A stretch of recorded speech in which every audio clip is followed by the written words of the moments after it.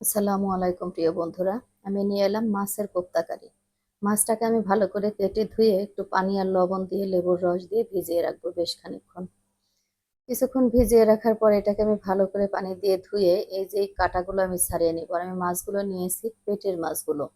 পেটের মাছগুলোয় কাঁটা ছোট কাঁটা আর কি কম থাকে, বড় কাঁটাগুলো ফেলে দিলেই মাছটা পরিষ্কার হয়ে যায়। মাছটা ভালো করে কেটে নিয়ে আমি চামড়া ফেলে নিই, কারণ চামড়ার মধ্যে থাকে অনেক রকমের ভিটামিন। আমি এটাকে ব্লেন্ড করে নিব। একটু আদা, একটু পেঁয়াজ, একটু মরিচ, হালকা একটু রসুন দিয়ে আমি এটাকে ভালো করে একটু গোলমরিচ দিয়ে ব্লেন্ড করে নেব। ব্লেন্ড করা আমার শেষ। লবণ দিয়ে, তারপর হলুদ দিয়ে, হালকা একটু মরিচের গুঁড়া দিয়ে, জিরা গুঁড়া দিয়ে, একটু পাঁচফোড়নের গুঁড়া দিয়ে আমি ভালো করে এটা হাতে মাখিয়ে নেব। আর এতে দিয়ে দিচ্ছি আমি একটু হালকা কর্নফ্লাওয়ার দিয়ে আমি এটা বল আকৃতি করে নেব।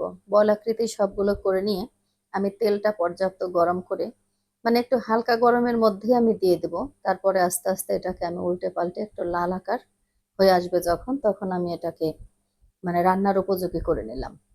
আমি এর মধ্যে দিয়ে দিলাম বাদাম, কাজু বাদাম ও কাঠবাদাম ব্লেন্ড করে নিয়ে, পেঁয়াজ ব্লেন্ড করে নিলাম, রসুন ব্লেন্ড করে নিলাম, আর নিলাম হচ্ছে বাদাম। তা আমার এদিকে এই বল আকৃতির বড়াগুলো ভাজা শেষ। আমি দিয়ে দিলাম পেঁয়াজ বাটা, আদা পেস্ট, রসুন পেস্ট দিয়ে মরিচের গুঁড়া, লবণ, হলুদের গুঁড়া, জিরা গুঁড়া দিয়ে আমি মশলাটাকে ভালো করে কষিয়ে নেব।